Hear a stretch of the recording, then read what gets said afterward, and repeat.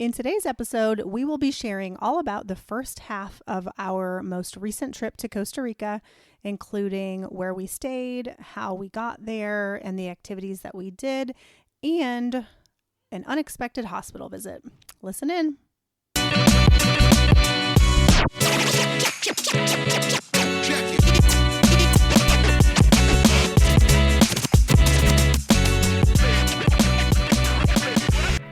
Hi, I'm Rhea. And I'm Dwayne. And we are your hosts of the Travel Party of Five podcast, where we share how we travel as a family of five around the world. We will also share how we use points and miles to travel as affordably as possible and sometimes even completely free. So if you're wanting to travel more with your family, but you're not sure how, we'd love for you to listen in. So welcome to our podcast, where we hope you learn a thing or two to get you closer to your next trip.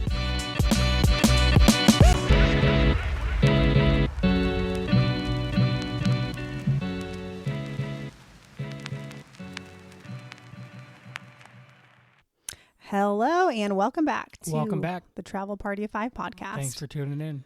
We are freshly back from Costa Rica, and I think we're excited to share all about the trip. I think we're going to split it up into two parts because otherwise it would be a very long episode. So in this episode, we will be sharing all about the first half of our trip, which was in the Manuel Antonio Quepos area of Costa Rica. Yep. So how do we get there? Okay, so we flew into and out of two different airports. So we flew into the San Jose airport on the way there, and we flew Southwest, and we used our companion passes. And if you haven't listened to it or you want to know how to get a companion pass, we have an entire episode on that. Maybe 10 episodes back or so. So I would recommend listening to that because we share exactly how we got our two companion passes and how we've made sure to put them to good use in the last year and a half or so. Yep. Definitely taking advantage of that. And so, given that we had two companion passes and we used points to book, we paid just over $400 out of pocket for all of our flights, including there and back. So the taxes for one airport was a little bit more, but when you pay with points, you still have to pay the taxes in cash, the taxes and fees. So total for round trip for our family of five was just around $400 in cash, and then we used points. So. All right, so let's talk about how our trip started. We flew from Phoenix to Houston. Yep. Phoenix to Houston. We had a 3-hour layover. Yep. And we were able to use the priority pass. Yep. So access to. There's two airports in Houston, and Southwest flies out of Hobby, which doesn't really have any good lounges. But what they do have is called Gameway. And so with the priority pass, you can, at least the one that we have, which is through the Chase Sapphire Reserve, they let us, or me plus 3 guests, into the lounge. Or it's not really a lounge. It's like a little room where they have video games. But Dwayne and the kids all got to play video games, and you get 1 free snack and drink per person. Yeah, so we got 4 drinks, and they're like full size, like Powerades or whatever. Gatorades, water, and 4 snacks, and these are full size snacks. Yeah, we got Sour Patch Kids, chocolate pretzels. It was easily like $40 worth of stuff in an airport. Yeah. And the kids loved that, and they were so excited to go back again on the way back, but that didn't work out. But we'll talk about that probably in the next episode. But it was a great way to kill an hour, and it was free. So yeah, and they let us play longer than an hour. They did. We were probably there for an hour and a half. Yeah. So shout out to them. Houston Lobby Airport to San Jose, Costa Rica. Flew in about 7:30 at night. Yep. From there, we had to take a shuttle to the rental car place, Alamo, pick up our rental vehicle, which came in handy. 4-wheel drive, Toyota Land Cruiser. Yep. And then we were staying just one night in San Jose. We stayed at the Hyatt Place, San Jose Pinares, I think is the full title. We actually paid cash for that night. So we didn't use points. It was not super expensive, and it was about a 30-minute drive from the airport. Yeah, it wasn't too bad. I want to back up though for a second and talk about the rental car. So there are really 3 recommended car rental companies in Costa Rica. Normally in the States, we would use Costco Travel to book a rental through them. I just generally find they have the best prices, but that was not an option for this. So your options are going to be Adobe, Vamos, or Alamo. Now we did see like budget and whatever when we Enterprise. Yeah, when we picked up, but I don't know, for whatever reason, those were not on my radar.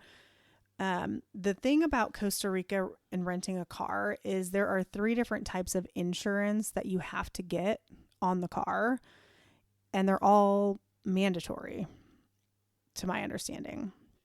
And so a lot of times the price that you will see online is not reflective of that additional insurance. So it can sometimes be almost double what you're expecting to pay. But with Alamo, that was not the case. It was completely straightforward. All the insurance was listed, and they let us use the, I think it's CDW coverage. Don't quote me on that, but one of them is CDW. And I think that's the one that we get through our credit card.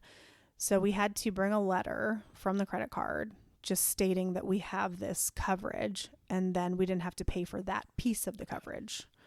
But we still paid almost $1,300 out of pocket for a 9 or 10 day SUV rental. And just a heads up, if you're looking to use that insurance, just know that it could take up to 10 business days for them to send you that letter. So keep that in mind. Yeah, I think they emailed it to us too. Well, they emailed it to us. Yes, and then we got a hard copy. But yeah, it took a bit. So yeah, you want to call well in advance of your trip. We rented a Toyota Land Cruiser Prado, I think is what it was called. They say that it seats 7, and it does if you don't have any luggage. Yeah. But third row. With the luggage, it seats 5. Yeah. And hopefully 3 of those are kids, because our kids were smushed in one row in the back when all of our luggage was in the car. But mind you, we did have 5 suitcases in the back of this thing. 3. We had 4 suitcases, I think, plus some backpacks. Yeah. A lot of back. Each of us has a backpack. So, but it was fine. It was completely fine. We you rented a car seat through them too. We brought a booster seat as a checked item, but we rented a car seat from them for the week, and it worked out just fine. We were really glad to have 4-wheel drive, because we had some sketchy situations a few times. Yeah. And the other thing that was different was this car is a diesel car. And we confirmed, I had looked this up prior, so I already knew this, but we did confirm that diesel is available everywhere in Costa Rica. And we were there for 10 days. We drove a lot, and we only had to put gas in the car one time. Well, and to be fair, we paid for the prepaid gas so that we didn't have to worry about finding a gas station right before we dropped off the car. Yeah, we didn't have to fill it up. But beyond that, we only paid for gas one time the entire trip, which I thought was crazy. It was crazy because we did drive a lot. Yep. So anyways, okay, back to the hotel. So we stayed at the Hyatt Place. I mean, it wasn't the closest hotel to the airport by any means, but we are trying to get globalist status. So we are going to stay at a Hyatt whenever it is possible for us. So, and the hotel was great. We had a really big room, plenty of room for us and the kids, and they have free breakfast in the morning. And the international Hyatt places have a much better breakfast spread than like your typical American hotel. So much better. It was fantastic. They had fruit and juice and like all the, like the lunch meats and the cheeses, which is very European. I feel like omelets, pancakes. Yeah. They had all kinds of juices. Yeah, it was great. So we enjoyed that. And then we embarked on our first road trip of the trip, which was an approximately 4-hour drive from San Jose all the way down to the Manuel Antonio area of Costa Rica. Was it 4 hours? Yes. It sure was. On the way there is a little stop called Crocodile Bridge, which you can stop and get out at. It's like a 5-minute stop. You walk out onto the bridge, you look down, and there are crocodiles. And it's free, and you don't have to pay anything. And our kids liked seeing the crocodiles and getting out of the car for a minute. Yeah, there was a lot, actually. So we got to the roads. I felt were fine on this part of the trip. Yeah, no big deal. And we stayed at an Airbnb in Quepos. And so there's kind of like two main towns. There's Quepos and there's Manuel Antonio. And our Airbnb was smack dab in the middle of the two towns. So maybe 3 to 4 minutes in either direction, you would hit one of the towns. But the tricky part is you have to go up a pretty steep hill and then back down. So, and our Airbnb was kind of like at the top of the hill. And the roads are kind of small and they're pretty windy. And I mean, it was an adventure driving up there, I would say.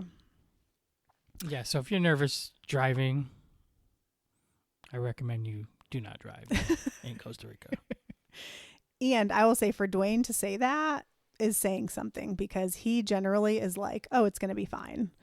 And we'll get into it. But we had a few times on this trip where we were driving and it was like, I was scared and it was just very sketchy. So, we stayed at a great Airbnb. It was very cozy. It says that it sleeps 6, and that's probably correct. But it was the perfect size for our family of 5.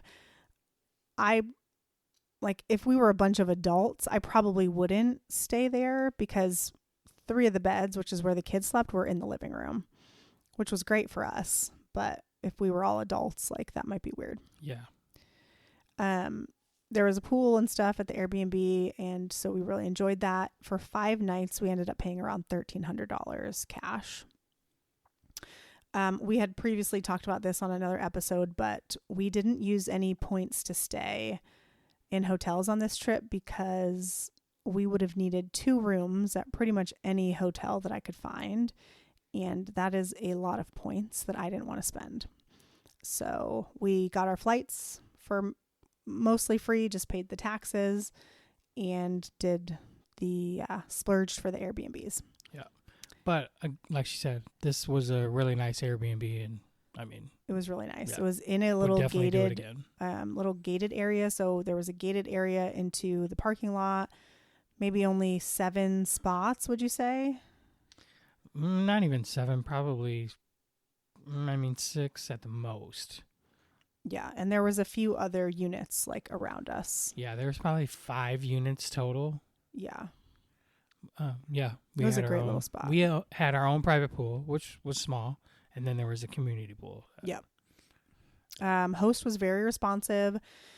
So we actually needed an urgent care recommendation for one of our kids. They were having a medical issue, and for all my Google research, I was pretty sure they needed an antibiotic.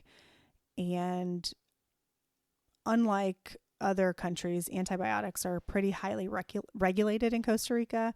And so our host was able to give us a recommendation for an urgent care in town where they spoke English. And I think, so we are generally hotel people, but I think that this is one of the incredible values of Airbnb, is having someone who's local that can help you if you need it. Because if you had asked me before this trip, I would not have anticipated that we would need a recommendation for an urgent care. Yep. And had we not had the Airbnb host, I don't really know how we would have found it, because I Googled and I was looking and I couldn't really find one. And I don't know if I wasn't looking for the right terms. Like, maybe I should have been searching Spanish terms. I don't know, but I wasn't really finding anything good. Yeah. So we were glad to have that recommendation, and the doctor was fantastic. Yeah. So very, very nice. Yep. Really great. We did have a little hiccup in that he wanted to see our child back the second day for a follow-up. And at that follow-up, he thought that we needed to get an ultrasound of the issue. And we're not going to share what the issue was because I just don't think that's necessary. And we want to protect their privacy. But it was a Saturday, and Quepos and Manuel Antonio are pretty small towns. And so we ended up having to drive about 90 minutes to a hospital that he recommended. And it was a private hospital. So he said we should be in and out fairly quickly because when you pay, they're quick, basically. And he told me there was a public hospital right next door that we should not go to. And so we drove there and we went in and we were communicating in kind of broken Spanish and English to this receptionist that we needed to have an ultrasound. And the urgent care doctor had written us a very detailed referral letter in Spanish explaining exactly what we needed and why. But this receptionist said to us, nope, there is no ultrasound doctor here until Monday. And again, it was Saturday. And at that point, I was starting to panic a little bit. Yep. Because anxiety levels were through the roof. Yeah. And on the way there, on this 90-minute drive, one of our other children almost got car sick. So it was just a complete nightmare. We ended up having to go next door to the public hospital, and that was an incredibly overwhelming experience. Well, let's backtrack. So the nice doctor in Quepos that was helping us, so after the receptionist told us that the ultrasound tech wasn't there until Monday, we then reached back out to that doctor, who then said, hold on, let me see if I can find another place for you. Yes. Which I thought was extremely... It was incredible. Yeah, incredible. You would not find that in America. No. You would just be shit out of luck. Sorry for you. Yeah. And yes, so he did try to call around, and after a while he said, you're going to have to go to the public hospital. Yeah. And so we did. We went to the emergency room, and it was probably the most overwhelming experience of my parenting career. Yes. I mean, this place was chaotic. It was filled with people.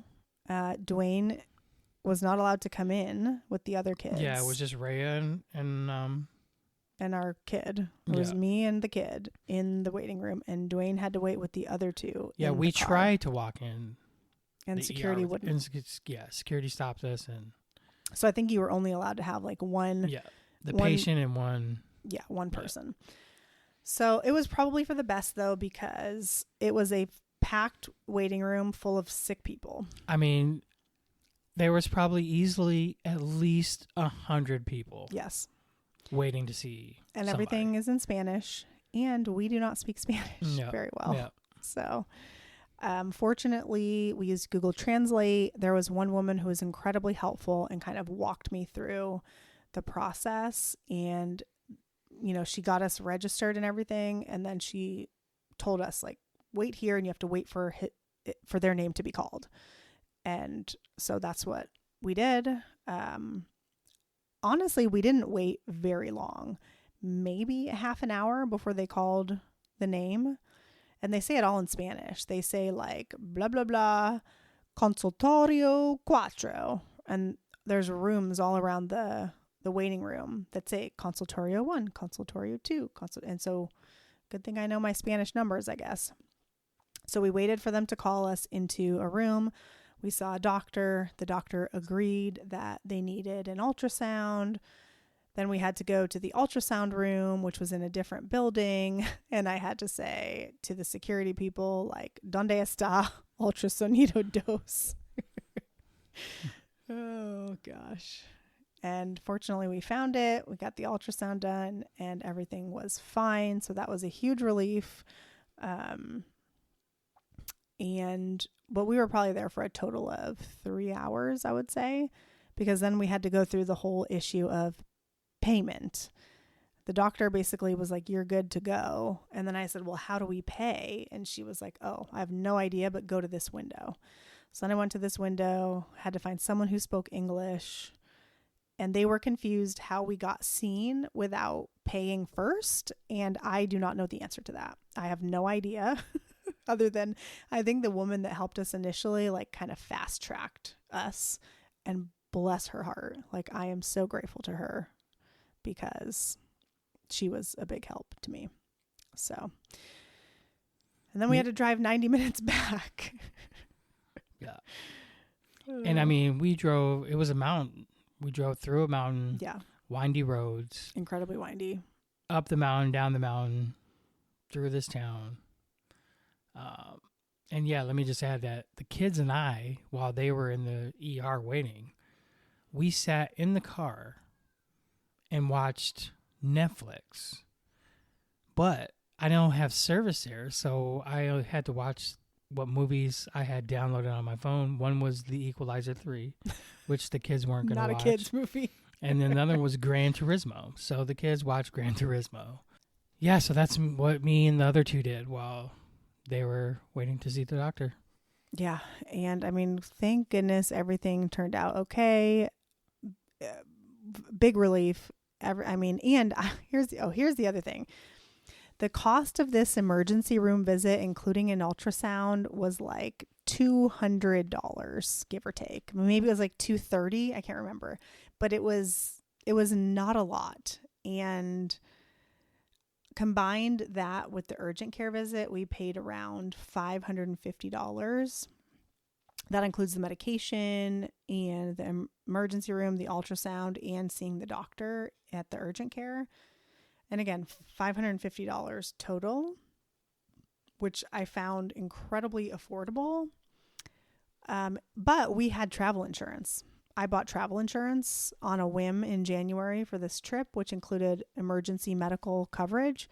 So I submitted all of our receipts and hopefully should get all of that money back. The travel insurance policy cost $196 and it covers all 5 of us. Such a great move. So we should get all of that money back. But even if we didn't, I was incredibly surprised at how affordable that was coming from the healthcare system that we have here in America, where this would have cost thousands and thousands of dollars. So yeah, that is our experience visiting a public hospital in Costa Rica unexpectedly. Really grateful that everyone was so willing to help us, even though we did not speak Spanish. Yeah, we were thankful to get through that. Yep. And we did have some fun in Manuel Antonio. So let's talk about the fun things that we did. We did this. Okay. So if you have kids and you're going to this area, I would 1000% recommend a guided tour through the Manuel Antonio National Park. You need to do a guided tour because without it, you are not going to see hardly any animals. You won't see anything. I booked our tour through Airbnb Experiences. We had an incredible guide. And what I loved about him is he gave us specific directions on where to park.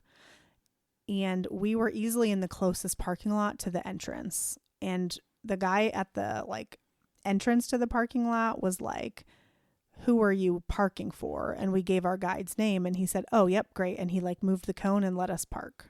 No problem. But leading up to that point, you were going to get stopped by other people trying to get you to park where... Yes, and they look very official. Yeah.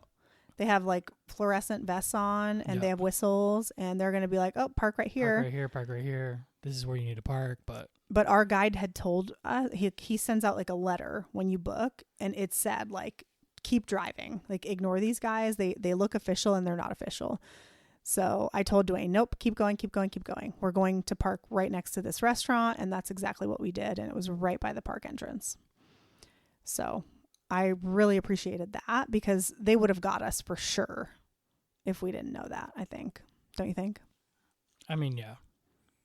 They really make it look like they'll stand in front of your car and you just have to be like, no. No. Yeah. So we did this guided tour. It's about a 2-hour walk through the park. Our guide had a telescope type thing that we were able to look and see. We saw sloths, we saw monkeys, we saw hummingbirds, we saw a couple of other birds. We saw frogs, dragonflies, bats. Yeah, we saw bat. Crocodile. Mm-hmm. Yep. A little rodent type thing. What was that called? I don't know. The one I that was forget. drinking the water? Yeah. I don't remember. It was like half raccoon, half anteater almost. Yeah, we saw a couple of different animals that I've never even heard of. So it was great. The kids loved it. And then at the end of the tour, there's a beach inside this national park. And so you get to Beautiful beach. You get to go to the beach, and just your guide kind of leaves you. And so there's a cafe where you can grab lunch because you cannot bring any food into the park. That is a park policy. Because the monkeys Yes. will steal your food. Yes. And so we grabbed lunch at the cafe. It was expensive. Expensive and not very good. Yeah. So just keep that in mind. Yeah. But there's no other option. So, Yeah. And then we went to the beach for an hour or two. And the beach is only for people that pay to get into this national park. So it was less crowded than all the other beaches. And it was beautiful. Yep. And the waves weren't big. It was like a little cove. So, I mean. Yeah. So the kids could play in the water. Yeah. Also, on that note, so we paid for the tour with the guide, but then you also have to buy admission into the national park, and that is not included, or at least it was not included for us. And so you buy the admission separately, and then you basically send your guide the receipt. That's what he asked us to do. And so I did that.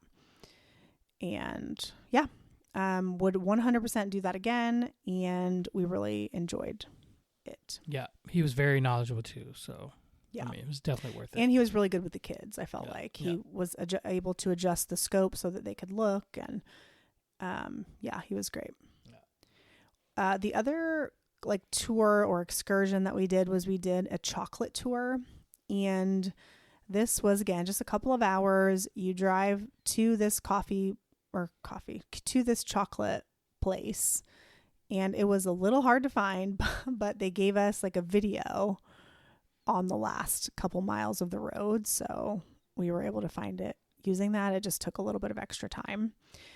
We got to try the cacao bean at every step of the process, which I thought was cool. I had never done that before. And we got to taste some the final product of chocolate, and they set up like bananas and pineapples and some different spices, and you can kind of make yourself like a little fruit dessert bowl, which was delicious. Super good. We also got to try some sugarcane juice, and they made like a cocktail with the sugarcane juice and a local alcohol, which was good. And we got to try some Costa Rican coffee there. So I really enjoyed that whole thing. I thought it was really fun. Yeah. That tour guide as well was very knowledgeable. Yep. And even the kids, I feel like, liked it. They didn't all love everything that we tried, but they liked some of it and they tried it. And that's kind of the whole point. So, yep. So Manuel Antonio wildlife tour and chocolate tour. What else did we do? We ate a lot of good food. Yep. Oh, well, some of us ate a lot of good food. Yeah. I wasn't, for some reason, a lot of the food that I ordered, I just didn't love it. But I think it was just my fault. I wasn't ordering things correctly. I don't know. The other day that we didn't do this wasn't a guided tour, but we went to Playa Bisons, which is another beach, and it's a little bit of a hidden beach. You have to walk kind of down this forest trail. You park on the side of the road and you walk down this jungle trail to get to the beach. But I mean, it wasn't super crowded, but there was definitely a good amount of people there. And there are, you can rent chairs and umbrellas, which we did. You can buy drinks, food, whatever. Yeah. We spent a few hours there. Oh, and the butterfly thing. While we were eating dinner one night, some woman just randomly told us about this little butterfly cafe that is attached to a zip lining company, I guess. And so we went there because she sold us, because she said it had air conditioning. And none of the restaurants in Costa Rica that we visited had air conditioning. None of them. They were all open air, and it was pretty hot. So she had us at air conditioning. So we went, and there is this little tiny cafe with maybe 12 to 15 seats total. air conditioned inside this little butterfly like exhibit. And so you can eat at the cafe or get a coffee or something. They had pastries and coffee, and you can look at the butterflies without paying for the butterfly exhibit. And so we did that, and that was actually really great. I really enjoyed that. And the food was pretty good. Yeah, I mean, they had paninis, and yeah, it was pretty good. We enjoyed it. And it was air conditioned. Yeah. So it was a nice little relaxing lunch. And other than that, we just hung out at our Airbnb in the pool. The thing about traveling with kids is sometimes they just need downtime. And so, you know, we try to give them that for a couple of hours if we can. We are not like a big, you know, pack in the days activities. Like a one activity a day, maybe two, depending, is usually plenty for us. Yeah. And we lost a day at the hospital. So, yeah. Anything to add? No, I mean, just, you know, this Airbnb was really nice. Like we said earlier, it had laundry services. It also had, which typically Airbnbs don't have, they had cleaning services where you could request your room to be clean with, you know, no additional charge. Yep, it was and included. we had them come twice, and they did a fantastic job. Yeah. So the other thing about Costa Rica is you cannot flush the toilet paper in the toilet. Yes. Which Dwayne was like, wait, what? It was the same when I went to Bali. So it's just their plumbing and infrastructure just can't support it, especially with the heavy amount of tourism that they get. So they ask you everywhere you go. Yeah, there's signs everywhere. Please do not flush toilet paper down the toilet. There's a little garbage can next to the toilet, and that is where it goes. Yeah. Was not a fan of that. Definitely not a fan of that. It didn't really bother me that much, but yes, we did ask for housekeeping to come a few times, and part of it is so they can empty the bathroom trash can, you know? But yeah, they were great. Everything was super clean when we came back. The other thing we should talk about is the grocery stores. So we, because we stayed at an Airbnb, we stocked up on basically just like breakfast stuff for the most part. We had plenty of snacks that we had brought from home. But one way that, you know, if you're staying in an Airbnb, we try to eat one meal a day in the Airbnb. So we're saving a little bit of money. There were 2 grocery stores. One was literally right next door. You could have walked there. And then there was another one kind of down the hill that was called Pali. And turns out that someone had told us that Pali would be cheaper. And turns out Pali is Walmart. Yeah, we didn't know that walking in, and, you know, we started to look for things like eggs, cheese, milk, and we're realizing it's all great value Walmart brand stuff. They had great value ice cream, and we were like, oh, that's weird. But we still don't put 2 and 2 together until we go to the checkout, and, you know, they have self-checkout, and on the screen, it just says Walmart. Like it has the Walmart logo. And so, yeah, so Pali is Walmart. And we drove by a couple of Maxi Polis, which is a super Walmart. Yeah. So Walmart's taking over the world. Yeah. So yeah, we stocked up on some like fruit, bacon, eggs, just your basic like toast. And that's kind of what we did for breakfast. Yeah. Oh yeah, I found this delicious like blackberry apple juice that we ended up buying a couple of times. It was so good. Like, I wonder if I can find that here somewhere. Oh, and I mean, the fruit in Costa Rica is, you know, phenomenal. So we had smoothies every day. Well, at least I did. Fresh smoothies every day. Didn't hurt anybody. Well, like at the restaurants, you mean, right? Yeah, we were not making smoothies. No, sorry. But yeah, like for like $4, you could get a smoothie. Mm-hmm. Oh, let's talk about the cost of food, because I feel like that is important. I would describe the cost of food there as pretty similar to what you would pay in the US, but maybe just like $1 or $2 cheaper a person. Like it wasn't super cheap. Like I feel like people have this perception that it's Central America and like the food is going to be really inexpensive, but it was not for the most part. Yep. Especially like, I mean, yes, we are eating in some touristy kind of places because there was a few places that had incredible views of the ocean, like Emilio's. We ate there twice. And then we also ate at El Avion, which is a restaurant in an old plane. And they all have incredible views of the ocean. But I would say we're paying about $80 for the 5 of us to eat a meal. In Costa Rica, they have a 13% tax. Yeah. And then on top of that, they have a 10% service tax which is gratuity. Yeah, gratuity. So really, you're getting 23% added to your bill. Yep. Yep. That's So. And the gratuity is it was added every single place we went except one. And that is what 10% is what they expect as a gratuity. You can add more, but a lot of times they would just run your card and give you the receipt, no pen, no nothing. Like they're not expecting you to add more. Dwayne felt bad because we are 20% tippers here in the States, but I mean, if 10% is what they're used to, then that's what I'm going to tip, I think. Like they literally didn't even give us a pen. Some of the receipts didn't even have an option to write in like an extra tip. So I felt zero guilt about that. And I felt bad. But yeah, so I would say like around $80 a meal for the 5 of us is about what we would spend. But we were getting, we weren't ordering like steak or anything. That was pretty expensive. But we were just ordering whatever, I don't know, regular chicken, chicken sandwiches. The kids are getting chicken fingers. They had kids meals or kids menus every place we went pretty much. Our kids did just fine. They had pasta, they had chicken tenders, they had cheeseburgers. Mac and cheese. Yep. I mean, just all your basic like American type foods. And and we were getting some like fresh fruit smoothies and stuff. So a little cheaper than the States, but not by much. Yeah.